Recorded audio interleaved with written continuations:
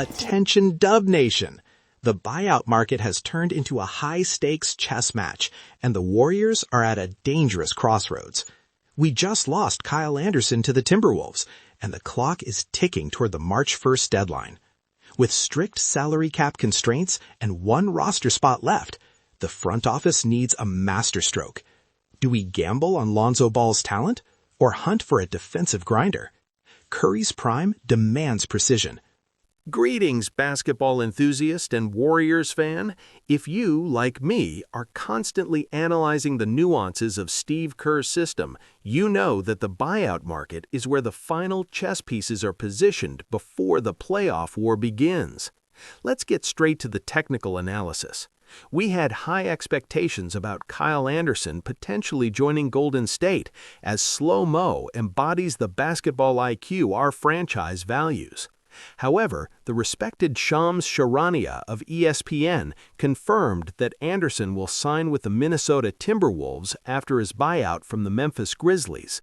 It's a strategic move for the Wolves, but one that forces us as analysts and fans to recalculate projections for the San Francisco roster. Time is now our greatest opponent. For any player to reinforce a team in the postseason, he must be waived or have his contract bought out by March 1st. Looking at the current league landscape, the environment is highly competitive. Teams like the Oklahoma City Thunder, New York Knicks, and Cleveland Cavaliers have full rosters, which makes immediate moves difficult unless someone is cut. On the other hand, the Golden State Warriors are part of a select group alongside the Spurs, Celtics, and Nuggets that has exactly one open roster spot. Our front office, led by Mike Dunleavy Jr., was strategic in keeping that flexibility, but there's a crucial detail in the salary rules limiting our options. Because we are above certain tax thresholds, we cannot sign any player earning more than $14.1 million this season. This creates a very specific technical filter for our recruitment. Big names like Chris Middleton or Bogdan Bogdanovic, if they reach the buyout market, would be financially out of reach unless they accept substantial financial losses in their buyouts, which is rare. Therefore, the Warriors' search is not just for raw talent, but for a surgical fit that respects the restrictions of the CBA, collective bargaining agreement.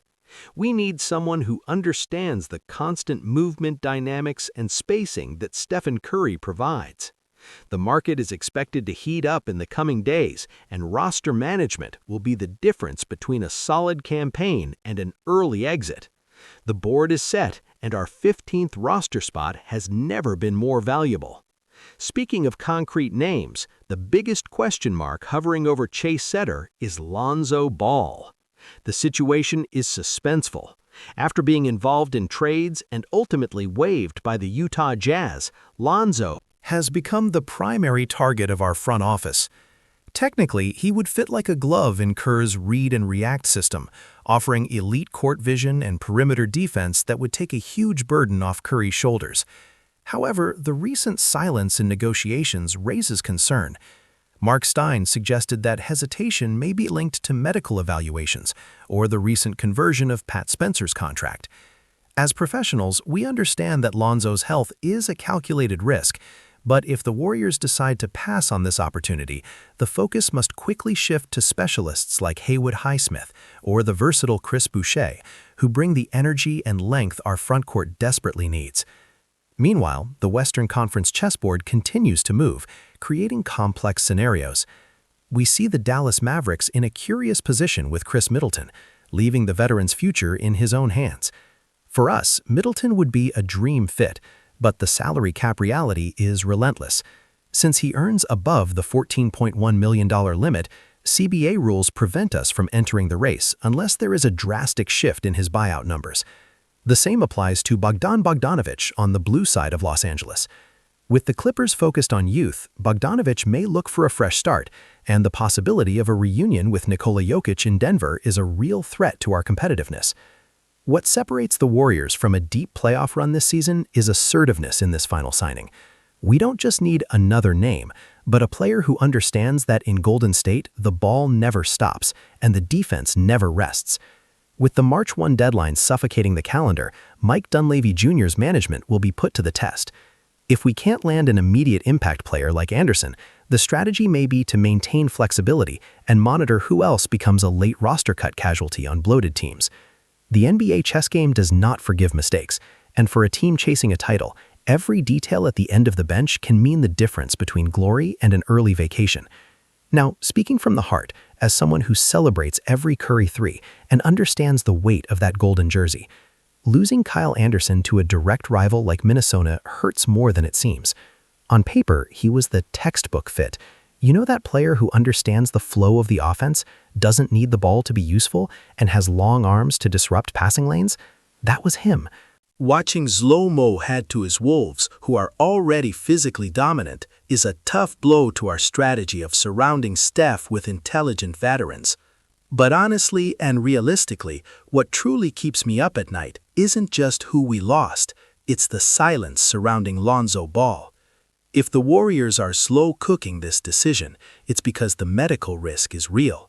As a fan, I would love to see Lonzo orchestrating the second unit, allowing Clay, if he stays focused, or Wiggins to simply execute. However, high-level basketball does not forgive bad bets. If we burn that 15th roster spot on someone who can't stay on the floor, we'll be wasting the final prime years of Stephen Curry. And that, for any Golden State fan, is unforgivable. My professional opinion, with that touch of passion, is that the front office must stop focusing solely on the name and concentrate on the immediate need, elite defense and rebounding. If Middleton or Bogdanovich are financially out of reach because of the $14.1 million limit, then let's pursue the blue-collar players Kerr's system thrives on. We don't need a new star. We need someone willing to do the dirty work so our offense can shine. The clock is ticking. March 1 is right around the corner. If we leave this market empty-handed while the Nuggets and Wolves strengthen their rosters, the climb to the top of the West will turn into a ropeless ascent. I trust Dunleavy Jr., but the margin for error is now zero. It's time to act with the aggression of a franchise that knows the window of our historic core is a finite resource.